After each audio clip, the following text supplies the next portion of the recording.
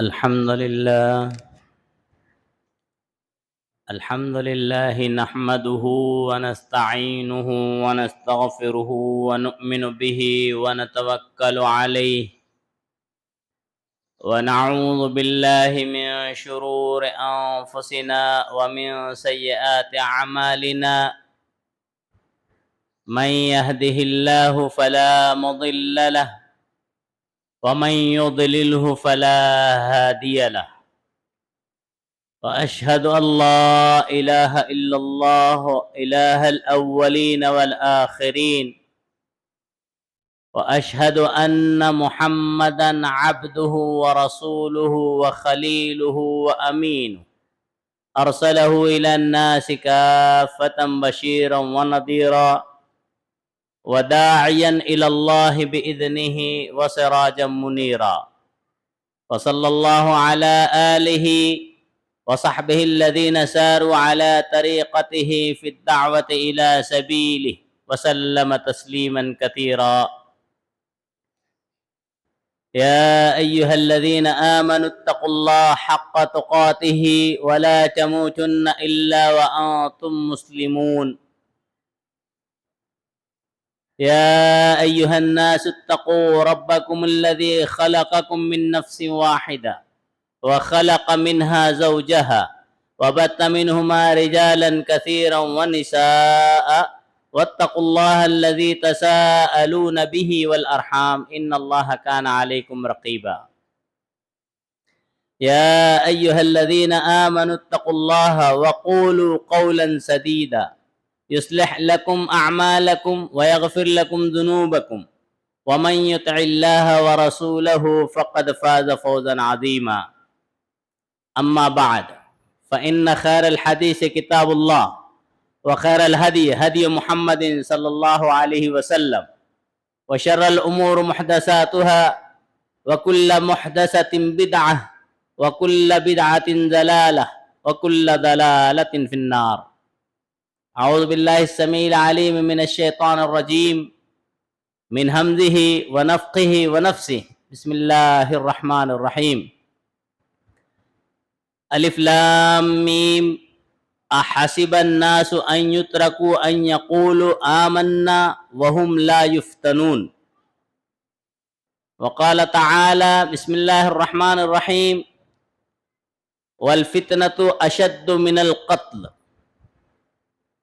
وجاء في الحديث عن أبي هريرة رضي الله عنه قال قال رسول الله صلى الله عليه وسلم ستكون فتن القاعد فيها خير من المعاش والقائم فيها خير من المعاش والمعاش فيها خير من السعي إلى آخر الرواية رواہ البخاری او کما قال علیہ الصلاۃ والسلام۔ حاضرین جمعہ، نوجوان دوستو، بزرگان دین، خواتین ملت، پردہ نشیں میری ماؤں، بہنوں، دیگر معزز حاضرین جمعہ، اس وقت میں نے خطبہ مسنونہ کے بعد قرآن حکیم سے سورہ عنکبوت جو سورہ نمبر 29 ہے کی آیت نمبر 1-2 تلاوت کی، پھر ایک اور آیت کا ٹکڑا اور ایک حدیث جو بخاری اور مسلم میں آتی ہے صحیح سند سے آپ حضرات کو گوشگزار کی ہے۔ انہی کے تناظر میں کچھ باتیں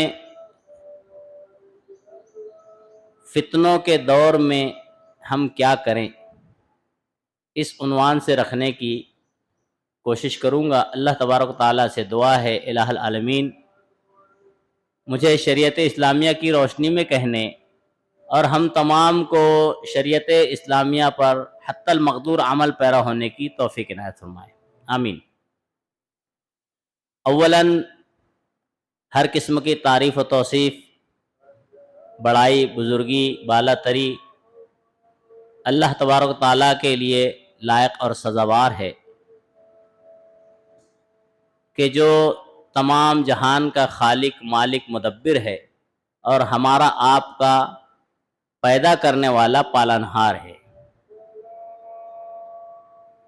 درود و سلام ہو تمام ہی انبیاء کرام علیہ السلام پر، خصوصاً بے شمار درود و سلام ہو ہمارے آپ کے آخری نبی جناب احمد مجتبیٰ محمد مصطفیٰ علیہ السلام پر اور آپ کی آل اولاد پر۔ حاضرین جمعہ، حالات حاضرہ سے آپ بخوبی واقف ہیں۔ مناسب معلوم ہوتا ہے کہ آج کے اس عنوان کی وضاحت سے قبل تمہیدی کلمات کے طور پہ چند باتیں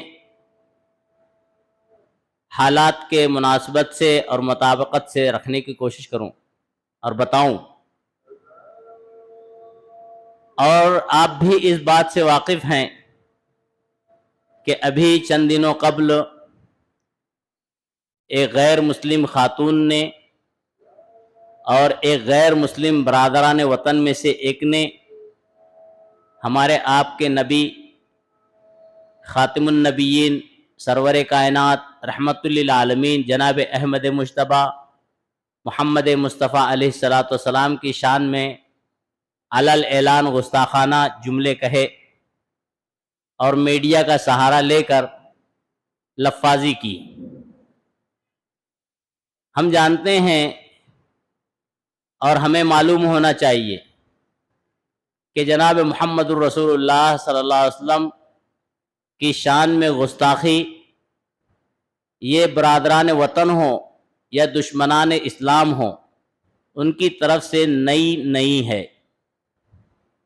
اللہ کے نبی جناب محمد رسول اللہ صلی اللہ علیہ وسلم نے کوہ فاراں پہ جب پہلی بار کہا تھا قولوا لا الہ الا اللہ تفلحوا، اے لوگو لا الہ الا اللہ کہو کامیاب ہوگے، تو آپ کے ہی ایک قریبی رشتہ دار آپ کے سگے چچا نے ایک پتھر مارتے ہوئے کہا تھا تبا لک، برائی ہو ہلاکت ہو نعوذ باللہ ثم نعوذ باللہ، اور کہتے ہوئے پتھر مار کے کہتا تھا الہٰذا جمعتنا، کہ آپ نے ہمیں اس لیے جمع کیا تھا کہ دیگر معبودان کو چھوڑ کر ایک معبود حق اللہ کی خالص بندگی کا آپ دعویٰ کر رہے ہیں اور ہم وہ کریں، تو یہ کوئی نئی بات نہیں ہے۔ اس بات کے پیچھے امت کو کیا خیال کرنا چاہیے، کیا سبق سیکھنا چاہیے، کیا معلوم ہونا چاہیے؟ اللہ سورہ بقرہ میں سورہ نمبر 2 آیت نمبر 137 میں ارشاد فرماتا ہے کہ ہم آپ کے لیے کافی ہے، فَسَيَكْفِيكَهُمُ اللَّهُ وَهُوَ السَّمِيعُ الْعَلِيمُ، ان کے مقابلے میں اے اللہ کے نبی جناب محمد رسول اللہ آپ کی حمایت، مدد، آپ کی نصرت کے لیے اللہ کافی ہے، اللہ کی مدد کافی ہے۔ اور آپ غور کریں، یہ اللہ کی سنت رہی ہے کہ اللہ رب العالمین نے جب بھی انبیاء اور رسول کی شان میں کوئی علل اعلان گستاخی کرتا ہے، ان کی بے ادبی کرتا ہے، ان کا مذاق اور ٹھٹا اڑاتا ہے، اللہ تبارک و تعالیٰ نے ایسے لوگوں کی کمر دنیا میں ہی توڑ کے رکھی ہے۔ آخرت کا عذاب تو برقرار ہے، اللہ نے دنیا میں ان کی کمریں توڑی ہے، ایک نہیں کئی مثالیں ملتی ہیں۔ آپ غور کریں، اللہ سورہ حجر سورہ نمبر 15 آیت نمبر 95 میں ارشاد فرماتا ہے اِنَّا كَفَيْنَاكَ بِالْمُسْتَهْزِئِينَ، اللہ کے نبی صلی اللہ علیہ وسلم جو آپ کو مذاق اڑا رہے ہیں، آپ اطمینان رکھیں ہم ان کے لیے کافی ہے، مسلمانوں کو کچھ کرنے کی ضرورت نہیں ہے، اللہ رب العالمین خود بدلہ لے لے گا، اللہ خود انتقام لیتا ہے اور لیا ہے اور لیتا ہے، اور جو بھی حضور کی شان میں گستاخی کرتا ہے اسے ڈرنا چاہیے کہ آج نہ تو کل اللہ کے عذاب میں نہ گرفتار ہو جائے۔ انسان کو انسانیت میں رہنا چاہیے، انسانیت سے اٹھ کر اپنے آپ کو معبود کے درجے میں نہیں لینا چاہیے، ورنہ اللہ رب العالمین جو خالق کائنات ہے، مدبر کائنات ہے، اپنے گرفت میں لے لے گا۔ اور جب اللہ کا عذاب آتا ہے ان بطش ربک لشدید، لوگوں سن لو اللہ کا عذاب بڑا سخت ہے، بڑا شدید ہے. جب اللہ اپنی گرفت کرتا ہے تو ساری دنیا مل کر بھی اللہ کی گرفت سے اس انسان کو بچا نہیں سکتی ہے. یہ تاریخ مثال ہے, ایک نہیں کئی مثالیں ہیں. کچھ باتیں اشارتاً بتا دوں. اللہ کے نبی جناب محمد رسول اللہ صلی اللہ علیہ وسلم کے عہد نبوی میں ایک شخص جو پہلے نصارہ سے تعلق رکھتا تھا, نصرانی تھا, مسلمان ہو گیا. مسلمان ہونے کے بعد چونکہ کتابت جانتا تھا, جناب محمد رسول اللہ صلی اللہ علیہ وسلم نے اس کو وحی کے اوپر متعین کر دیا, وحی لکھنے پر. دیکھ لیجئے اس بدبخت کی بدبختی کتنی ہے. کچھ دن بعد وہ مرتد ہو گیا, اسلام سے پھر گیا, اور اس نے اعلان کیا لوگوں میں کہ لوگوں, میں نے اس وحی میں جو اللہ کے نبی پر اتر رہی ہے, میں نے کچھ باتیں اپنی طرف سے بھی خلط ملط کر دی. اللہ رب العالمین تو جانتا تھا کیا اس نے کیا ہے کیا نہیں کیا. اللہ رب العالمین نے قرآن کی حفاظت کا ذمہ لیا ہے. اِنَّا نَحْنُ نَزَّلْنَا الذِّكْرَ وَإِنَّا لَهُ لَحَافِظُونَ. ہم نے اس کو نازل کیا ہے, ہم اس کی حفاظت تا قیامت کریں گے. اللہ نے یہ اعلان کیا ہے, یہ چیلنج ہے. لوگ کتنی ہی کوشش کر ڈالیں اسے ختم کرنے کی, اسے نیست و نابود کرنے کی, اس کو داغدار کرنے کی, اللہ حفاظت کرنے والا ہے. لیکن مومن کا بھی کچھ طریقہ کار ہوتا ہے, اس کی تفصیل انشاءاللہ موقع سے رکھی جائے گی. آپ غور کریں, اللہ کے نبی صلی اللہ علیہ وسلم کو اس نے برا بلا کہا, اور اس کے بعد اس بدبخت کا انتقال ہو گیا. انتقال ہونے کے بعد اس کے اہل خانہ نے, یہ بنی نجار کا ایک آدمی تھا, اس کے اہل خانہ نے اس کو دفنانے کے بعد کچھ دیر بعد اس کی قبر سے وہ اس کی جو ہے نعش, اس کی لاش نکل کے باہر آ گئی. تاریخ کا یہ بڑا عجیب اور اہم واقعہ ہے, لوگوں کے لیے عبرت کا ساماں ہے. اللہ کے نبی کی شان میں ہجو بیان کرنے والوں کے لیے عبرت اور نصیحت ہے کہ اللہ ایسے عذاب میں گرفت کر سکتا ہے, ایسے عذاب میں پکڑ کر سکتا ہے. اللہ کی مہلت ہے, لیکن مہلت کا ناجائز فائدہ انسان نہ اٹھائے, ورنہ اللہ رب العالمین کی جب گرفت آئے گی تو چیخنے سے آواز نہیں نکلے گی. قبر میں ڈالا جاتا ہے, باہر نکل جاتا ہے, قبر میں ڈالا جاتا ہے, باہر نکل جاتا ہے. جب لوگوں کو معلوم ہوا کہ یہ انسان کا معاملہ نہیں ہے, اس کا تعلق غالباً اوپر سے ہے, اس نے جناب محمد رسول اللہ صلی اللہ علیہ وسلم کی شان میں گستاخی کی تھی. نتیجہ یہ ہوا کہ روایت میں ملتا ہے, صحیح صریح روایت ہے کہ اس کی نعش, اس کی لاش سڑتے سڑتے وہی پڑی پڑی سڑ کے ختم ہو گئی. ایسے کئی واقعات ہیں. اللہ کے نبی صلی اللہ علیہ وسلم کے اوپر ایک مرتبہ جو ہے ابو لہب کا جو بیٹا تھا عتبہ, اس نے جو ہے آپ پر جو ہے گالی کے الفاظ نکالے. اللہ کے نبی صلی اللہ علیہ وسلم کو برا بلا کہا. اچھا شام کا سفر پہ جا رہا تھا, چلتے چلتے شیطانی اس کے اندر آئی اور کہا کہ لاؤ جا کر جناب محمد رسول اللہ صلی اللہ علیہ وسلم کی شان میں کچھ گستاخی کرتے ہیں. نعوذ باللہ من ذالک. اب دیکھیے جس کی گھیر کے آتی ہے نا, تو ایسے ہی اس سے جملے نکلتے ہیں. جب کسی کی اللہ گرفت کرنا چاہتا ہے تو اس سے ایسے ہی جملے نکلتے ہیں. پھر جب وہ ایسے جملے کہہ دیتا ہے اور اگر توبہ نہ کرے, معافی نہ مانگے ہوئے, تو اللہ کی گرفت میں ضرور آئے گا, اللہ کے عذاب میں ضرور آئے گا. اس نے جو ہے جناب محمد رسول اللہ صلی اللہ علیہ وسلم کی شان میں گستاخی کی. نبی کریم صلی اللہ علیہ وسلم اس کو جو ہے کہتے ہیں تیرے لیے کوئی جانور ہی کافی ہے. تاریخ کا مطالعہ کریں, بڑا دلچسپ انداز اور بڑا دلچسپ واقعہ. شام کا قافلہ جا رہے, تجارتی قافلہ. اس کا باپ ابو لہب اس سے کہتا ہے قافلوں والوں سے کہ دیکھو میرا بیٹا جو ہے, اس کو آقائے دو جہاں جناب محمد رسول اللہ صلی اللہ علیہ وسلم نے بددعا دی ہے. بددعا کے جملے صرف یہ تھے کہ بس تجھے کوئی جانور ہی کافی ہے, یہ جملہ تھا. بہت خیال کرنا میرے بچے کا, بہت تفصیلی واقعہ ہے. جب قافلہ جاتا ہے شام میں, ملک شام, ایک جگہ پڑاؤ ڈالتے ہیں, تو وہاں پہ پڑاؤ ڈالنے کے بارے میں, جہاں پہ پڑاؤ ڈالتے ہیں, لوگوں کو معلوم ہوتا ہے کہ شیر وغیرہ یہاں پہ بہت زیادہ بستے ہیں. پھر بھی ظاہر بات ہے کافی دور چلنے کے بعد پڑاؤ ڈالنا ہے. بہت تنبیہ کی تھی کہ دھیان دینا, میں بزرگ ہوں. ابو لہب نے, میرے بیٹے کا خیال رکھنا, کہیں ایسا نہ ہو کہ یہ ہو جائے. چنانچہ بہرحال اس کے بعد جو ہے انہوں نے اپنے جو سامان جمع کیے جاتے تھے قافلے کے, اس کے درمیان میں اس کو لٹا کر, اور اس کے آس پاس میں, جیسا کہ ابو لہب کا کہنا تھا کہ آپ لوگ اس کو جو ہے بیچوں بیچ رکھنا, اور اطراف میں کناروں میں تم لوگ سونا, تاکہ اگر کوئی موذی جانور آئے تو کم سے کم اسے پہچان نہ سکے. روایت کا مطالعہ کرنا چاہیے انسان کو, حقیقت کا مطالعہ کرنا چاہیے. یہ حق ہے, سچ ہے.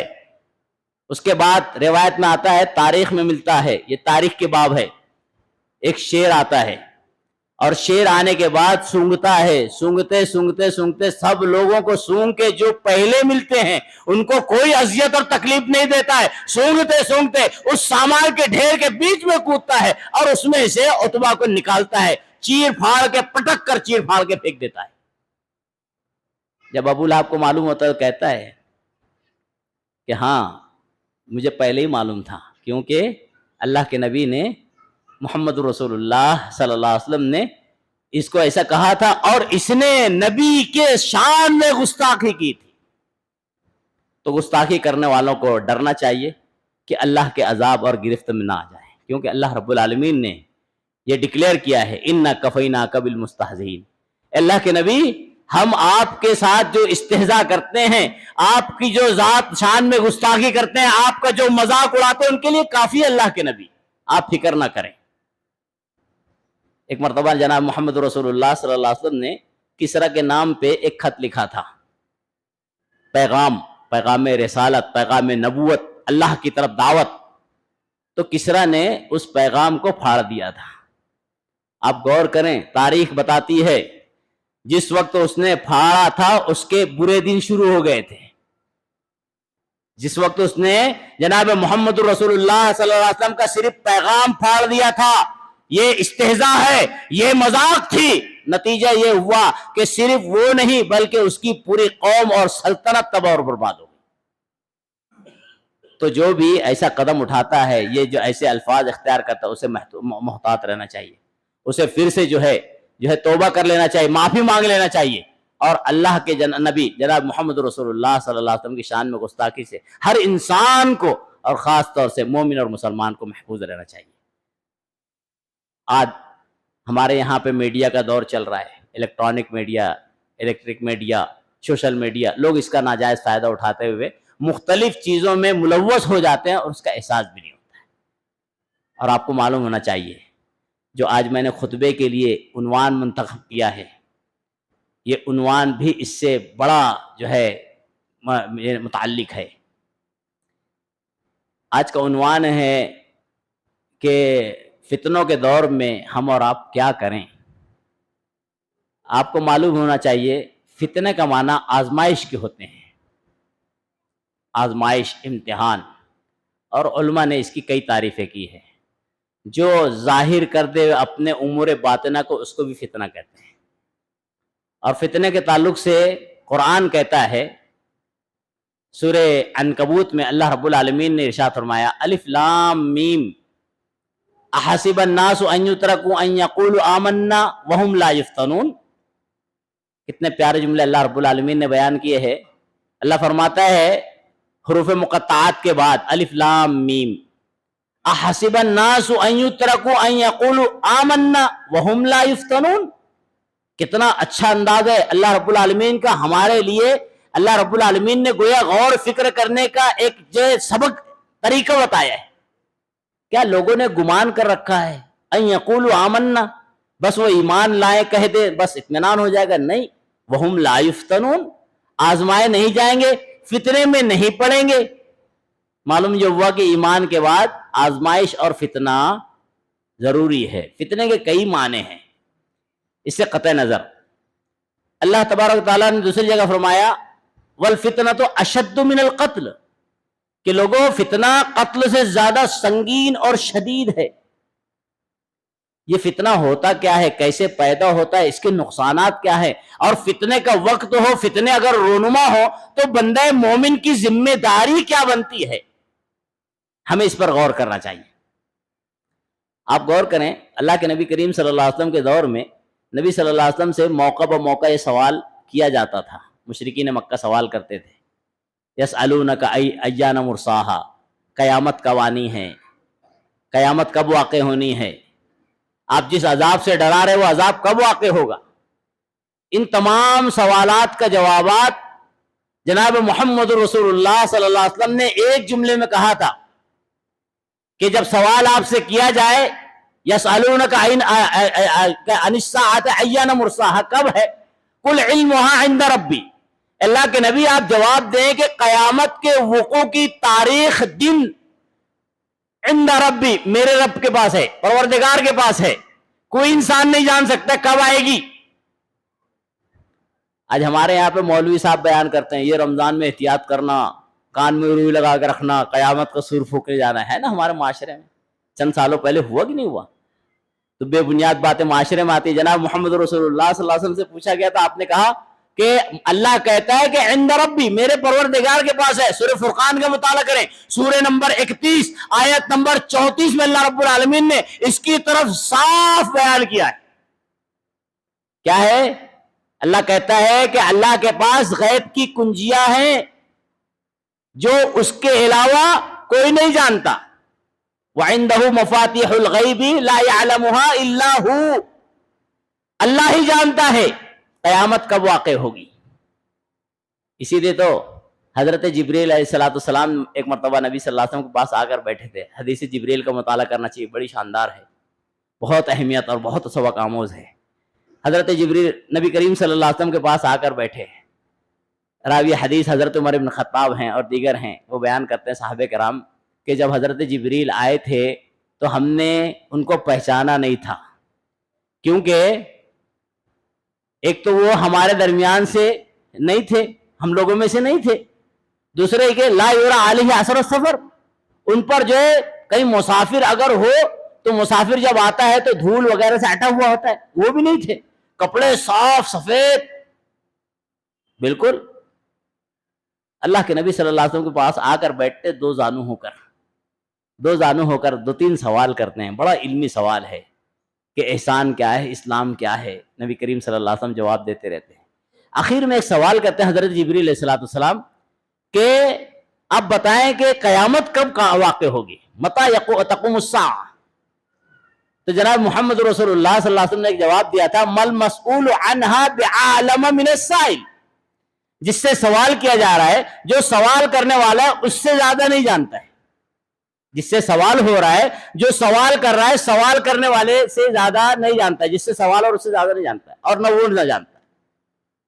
آپ غور کریں، اشارہ ہے کہ قیامت کے وقوع کی تاریخ جناب محمد رسول اللہ صلی اللہ علیہ وسلم نے نہیں دی، لیکن قیامت کے وقوع سے پہلے جو حالات، جو واقعات، جو مسائل رونما ہوں گے، جو فتنے وقوع پذیر ہوں گے، اللہ کے نبی جناب محمد رسول اللہ صلی اللہ علیہ وسلم پر قربان جائیں، آپ نے اس کی طرف اشارہ کر دیا ہے، بتا دیا کہ دیکھو ایسا ایسا معاملہ ہوگا. علماء نے اسے دو حصوں میں تقسیم کیا ہے، علامت صغرا، علامت کبریٰ، بڑی بڑی نشانیاں، چھوٹی چھوٹی نشانیاں.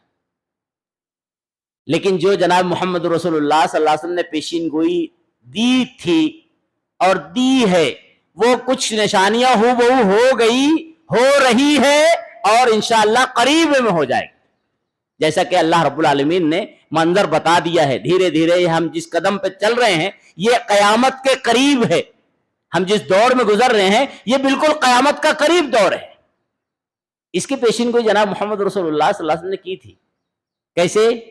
میں نے جو حدیث پڑھی ہے، نبی کریم صلی اللہ علیہ وسلم اس میں فرماتے ہیں کہ سنو لوگو، ایک حدیث ہے نبی صلی اللہ علیہ وسلم فرماتے ہیں، ابو ہریرہ راوی حدیث ہے کہ دیکھو ایسے فتنوں سے بچنا کا قطع اللیل، جو رات کے اندھیرے کی طرح تم پر بچھاور ہو جائیں گے. کیا کنڈیشن ہو جائے گی؟ ایک آدمی صبح مومن ہوگا، شام ہوتے ہوتے نعوذ باللہ کفر میں داخل ہو جائے گا. ایک آدمی شام میں مومن ہوگا، صبح ہوتے ہوتے کفر میں داخل ہو جائے گا. یہ چھوٹی سی بات ہے لیکن بہت اہمیت کی حامل ہے. آج ہم میڈیا پہ بیٹھے ہوئے ہیں، سوشل میڈیا، الیکٹرانک، غور کریں، ایک آدمی بلا تحقیق بلا سوچے سمجھے فارورڈ کر دیتا ہے. فارورڈ کرنے مطلب کیا ہوتا ہے؟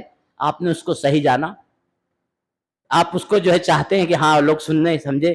تحقیق نہیں کرتا ہے کہ جس چیز کو اس نے فارورڈ کیا ہے، جس کو اس نے آگے پہنچایا لوگوں کے لیے، وہ چیز اس کے لیے بھی نقصان دہ ہے، وہ چیز اس کے لیے بھی گمراہی کا سبب ہے، وہ چیز اوروں کے لیے بھی ہلاکت کا سبب بن رہی. محتاط رہنا چاہیے. تو اللہ کے نبی صلی اللہ علیہ وسلم نے جو پیشین گوئیاں کی تھی وہ پیشین گوئیاں پوری ہو رہی ہے. ایک نقطہ بتاؤں، ہمارا آپ کا ایمان اور یقین اور ہمارے اسلاف کا ایمان و یقین کیا تھا؟ نبی صلی اللہ علیہ وسلم نے ایک پیشین گوئی کی تھی، اور پیشین گوئی میں یہ تھا کہ ایک آدمی جو صحرا میں انتقال کرے گا. آپ غور کریں, حضرت ابو ذر غفاری رضی اللہ عنہ کہتے ہیں کہ میں ان 10 آدمیوں میں تھا جب نبی کریم صلی اللہ علیہ وسلم نے پیشین گوئی کی تھی, تو میں 10 آدمیوں میں سے تھا. 9 آدمی میرے سامنے یا تو شہید ہو گئے نہیں تو انتقال کر گئے, صحابہ کرام رضی اللہ اجمعین. اب بچا میں اکیلا. واقعہ کب بتاتے ہیں؟ حضرت عثمان غنی رضی اللہ کے دور میں حضرت عثمان نے انہیں مدینہ سے دور کنارے ایریے میں, مضافات میں, جنگلی ایریا تھا, وہاں پر آپ نے جو ہے ان کو بطور ذمہ دار کے ٹھہرا دیا تھا. گورنر کے حساب سے, ذمہ دار کے حساب سے وہاں ٹھہرے ہوئے تھے, اپنے اہل خانہ کے ساتھ رہتے تھے. اچانک ان کے اوپر گشی طاری ہوئی. اب گشی طاری ہوئی تو ان کی اہلیہ ان کے ساتھ تھی, زوجہ محترمہ. وہ جی کنڈیشن دیکھنے کے بعد رونے لگی. روتے روتے جو ہے بڑا زار و قطار سے رو رہی تھی. تھوڑی دیر بعد حضرت ابو ذر غفاری رضی اللہ عنہ کو ہوش آیا, آپ کو افاقہ ہوا, تو اٹھنے کے بعد کہتے ہیں تم کیوں رو رہی ہو اتنا؟ کہتی ہیں کہ ارے بھائی ہم جنگل میں ہیں, کنارے, یہاں انسان کوئی دکھ نہیں رہے ہیں.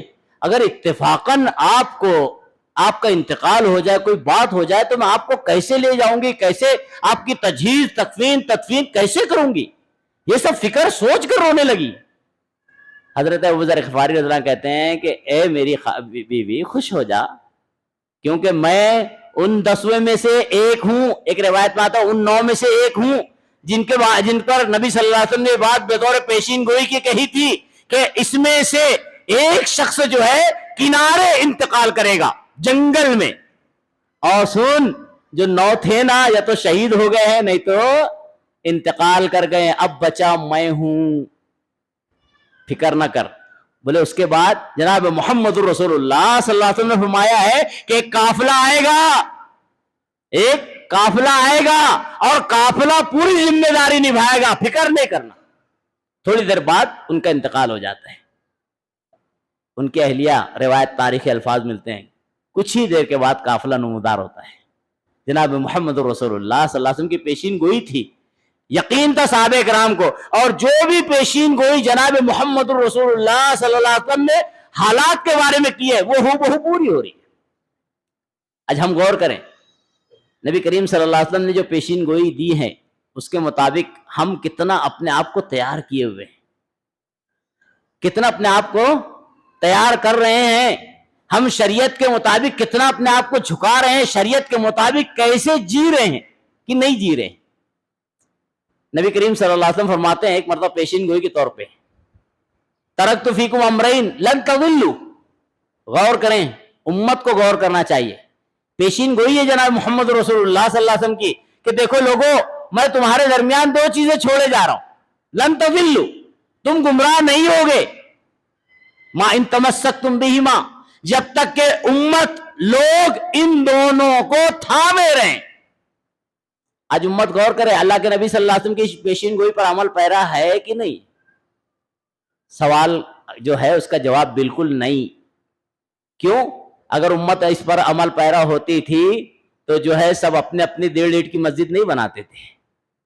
یہ الگ ہے, وہ الگ ہے. ہمارے یہاں ہے نا, لڑائی ہوتی ہے بھائی, بحث و مباحثہ, ایک دوسرے پہ تنقید, اس کے جو ہے نشانہ بنایا جاتا ہے, مار پیٹ, جھگڑا لڑائی آپس میں. کیوں بھائی؟ ایک ہے تو بولتا ہے میں یہاں نماز پڑھوں گا, زیر ناف باندھتا ہے. زیر ناف کی بھی تو حد ہوتی ہے. اللہ اکبر, استغفر اللہ, احتیاط کرنا چاہیے. زیر ناف باندھ رہا ہے, ایک ہے بولتا ہے میں زیر ناف نہیں باندھوں گا, اوپر ہی باندھوں گا. آپ جانتے ہیں ایک اور ہے, کہتا ہے یہ میں دونوں جھگڑوں میں نہیں پڑوں گا, میں دونوں جھگڑوں میں نہیں پڑوں گا. آج ہمارے یہاں پریشان ہیں لوگ اس میں, نیچے اور اوپر. وہ بولتا ہے جاؤ تم دونوں جھگڑتے رہو نیچے اوپر, میں باندھتا ہی نہیں. ہے نا, کہاں امت متفق ہے؟ یہ کہہ رہا ہے یہاں باندھوں گا نماز ہوگی, وہ کہتا ہے یہاں باندھوں گا نماز ہوگی, وہ کہتا ہے میں باندھوں گا ہی نہیں تو نماز ہوگی.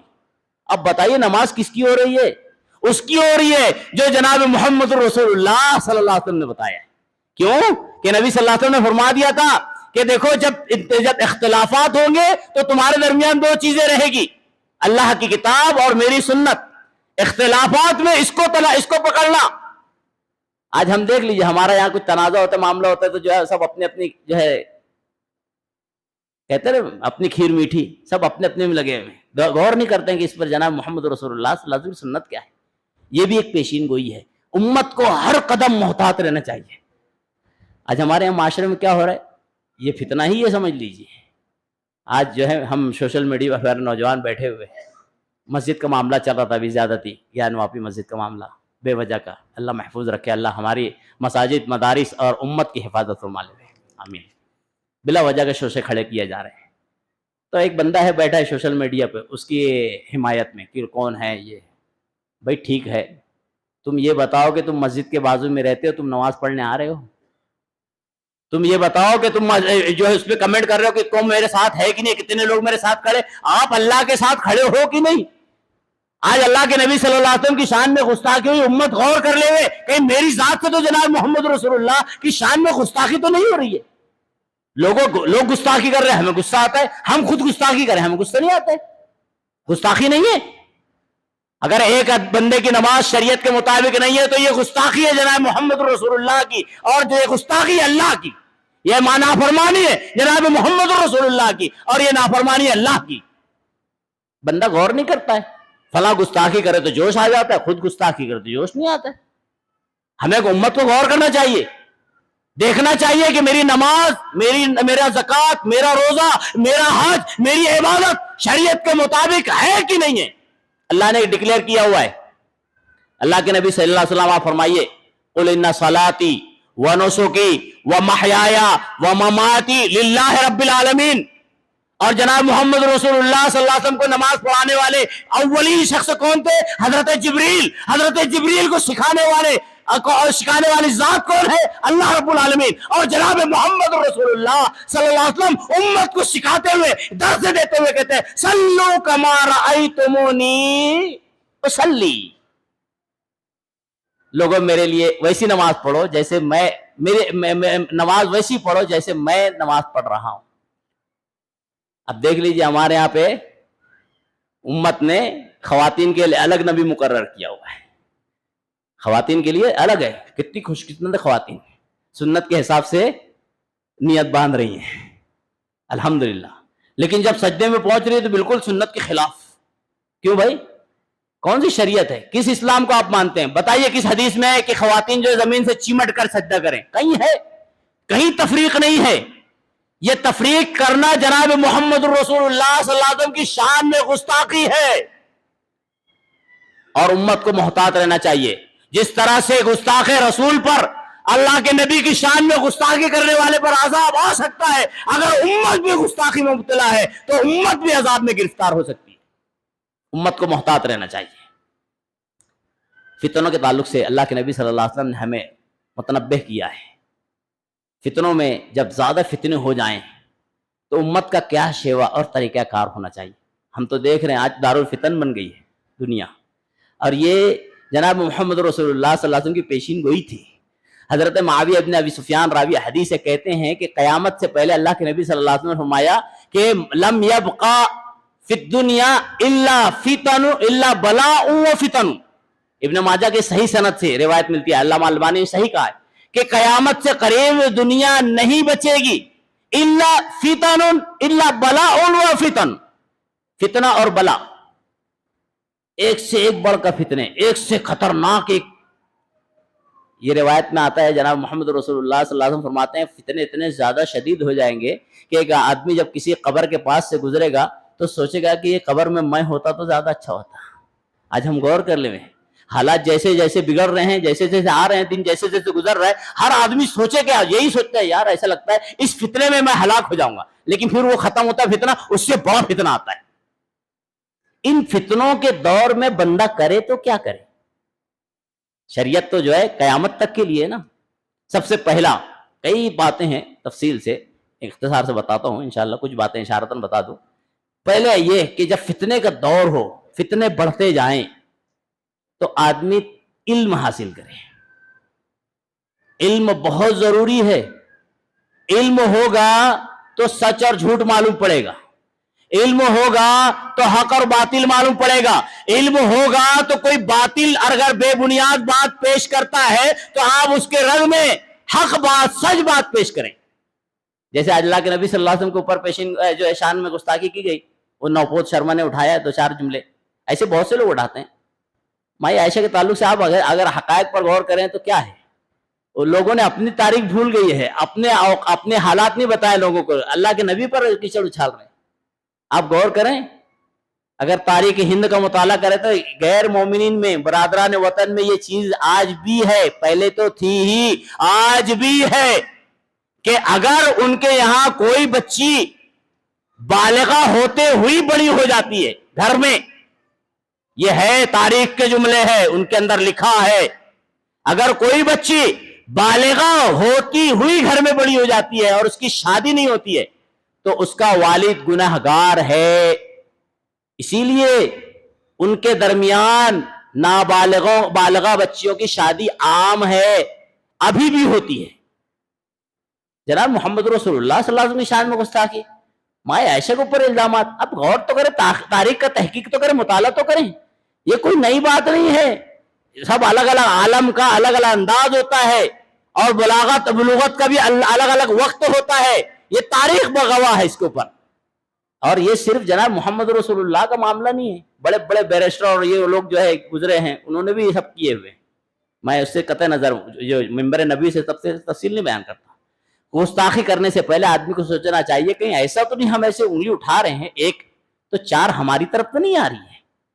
ایسے ہی ہوا جناب محمد رسول اللہ صلی اللہ علیہ وسلم کی شان میں گستاخی کرنے والوں کو یہ نہیں احساس ہے کہ 4 انگلی 4 عیب ان کی طرف آ رہے ہیں، جبکہ جناب محمد رسول اللہ صلی اللہ علیہ وسلم بے عیب ہیں اور آپ کی ذات پر کوئی الزام نہیں، بلا وجہ کیچڑ اچھالے آ رہے ہیں۔ صاف و شفاف چہرہ، صاف و شفاف تاریخ میں کوئی ایک ذات ثابت کر دے ہوئے جناب محمد رسول اللہ صلی اللہ علیہ وسلم جیسی کوئی نہیں ثابت کر سکتا ہے۔ اسی لیے تو ایک جو ہے عیسائی مورخ نے کتاب لکھی تھی، لوگ مانتے ہیں لیکن بس ظاہر میں واہوائی لوٹنے کے لیے، لوگوں میں اپنا عزت و وقار قائم رکھنے کے لیے، کچھ ووٹ بینکنگ کے لیے کچھ بھی اول فل بک دیتے ہیں، غور فکر نہیں کرتے ہیں، حقائق جانتے ہیں۔ عیسائی مورخ نے کتاب لکھا 100 بڑے انسان، اس میں پہلا کس کا نام رکھنا چاہیے تھا؟ عیسائی تھا تو عیسائی کا رکھتا تھا نا، حضرت عیسیٰ علیہ السلام کا رکھتا تھا، لیکن یہ دنیا کی یہ شہادت ہے، گواہی ہے کہ اس نے 100 بڑے انسان میں پہلا نام جناب محمد رسول اللہ صلی اللہ علیہ وسلم کا رکھا تھا۔ کیوں کہ ایسی ذات پوری دنیا میں اور کوئی نہ آپ کے بعد پیدا ہوئی اور نہ پیدا ہو سکتی ہے، یہ چیلنج ہے۔ لوگ حقائق کو غور کریں تو خیر حالات میں علم حاصل کرنا ضروری ہے تاکہ آدمی جو ہے ڈیبیٹ میں جواب تو معلوم رہے، کیا دینا ہے، کیا حقائق ہیں، اصل کیا ہے۔ لوگ تو الزامات شروع سے لگاتے ہوئے آئے ہیں، ابھی بھی لگا رہے ہیں، کل تک بھی لگائیں گے۔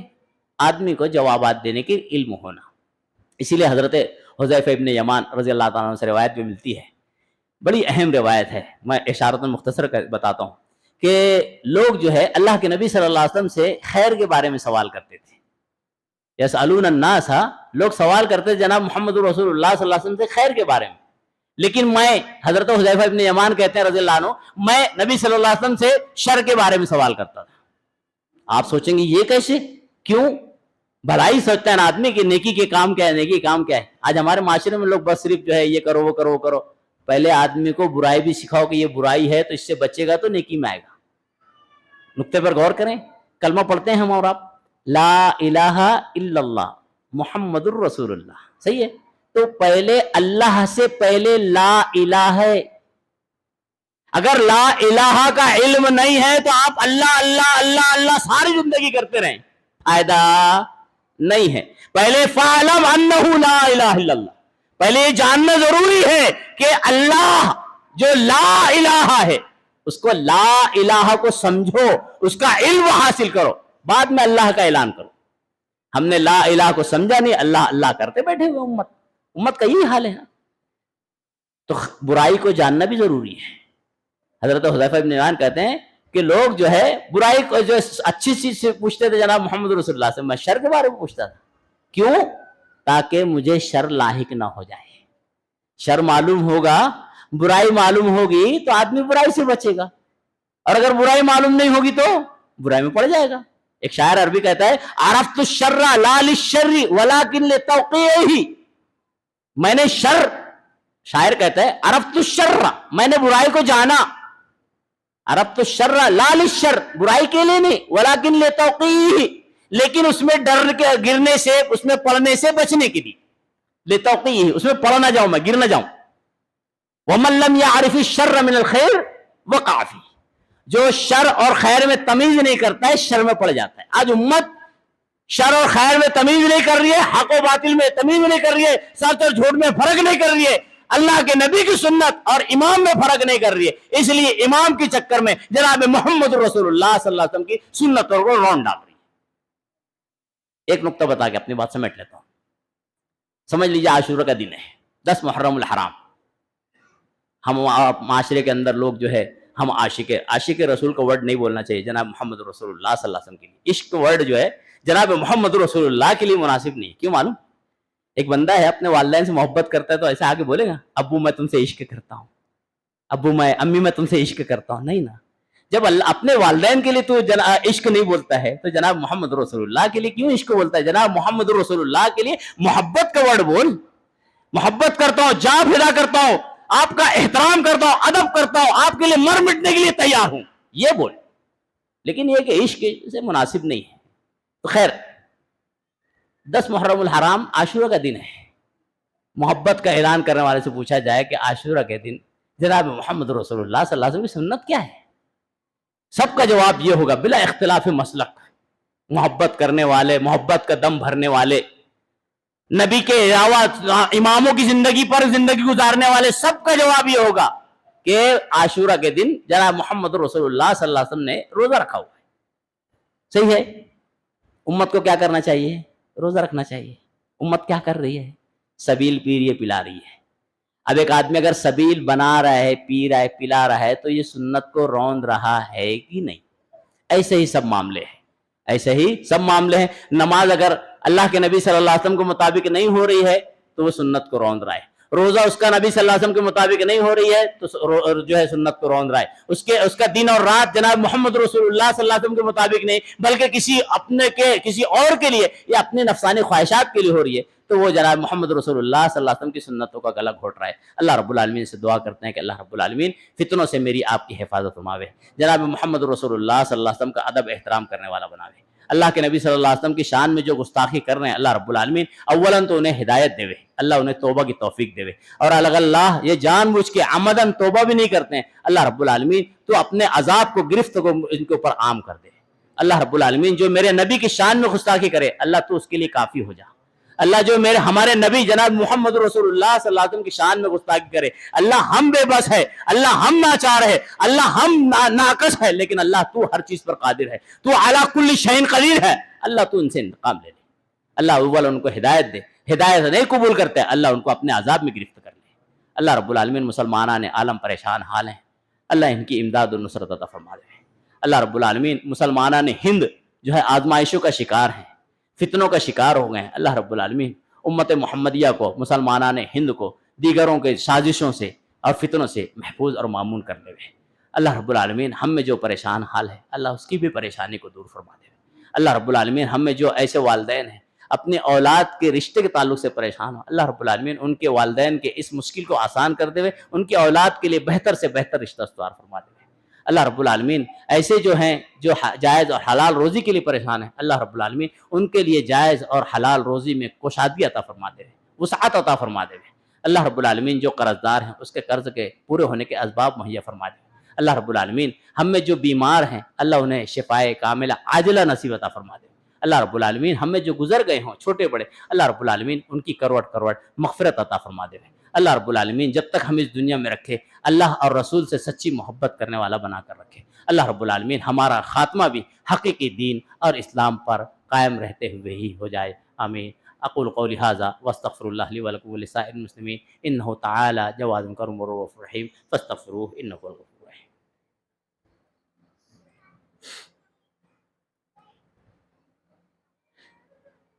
الحمد للہ نحمده ونستعینه ونستغفره ونؤمن به ونتوکل علیہ ونعوذ باللہ من شرور انفسنا ومن سیئات اعمالنا من يهده اللہ فلا مضل له ومن يضلل فلا هادي له وأشهد أن لا إله إلا الله وأشهد أن محمدا عبده ورسوله.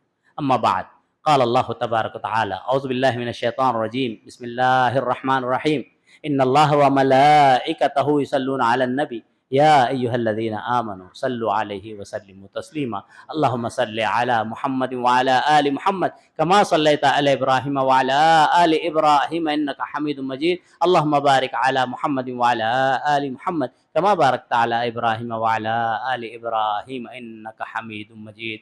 اللهم انصر الإسلام والمسلمين، اللهم انصر الإسلام والمسلمين، اللهم انصر من نصر دين محمد صلى الله عليه وسلم واجعلنا منهم، واخذل من خذل عن دین محمد صلی اللہ علیہ وسلم ولا تجعلنا منهم. آمین. عباد اللہ رحمنی ورحمکم اللہ، ان اللہ یامر بالعدل والإحسان وإیتاء ذی القربى وینہی عن الفحشاء والمنکر والبغی یعظکم لعلکم تذکرون. اذکروا اللہ یذکرکم وادعوہ یستجب لکم ولذکر اللہ تعالی اعلی واولی واجل واعظم.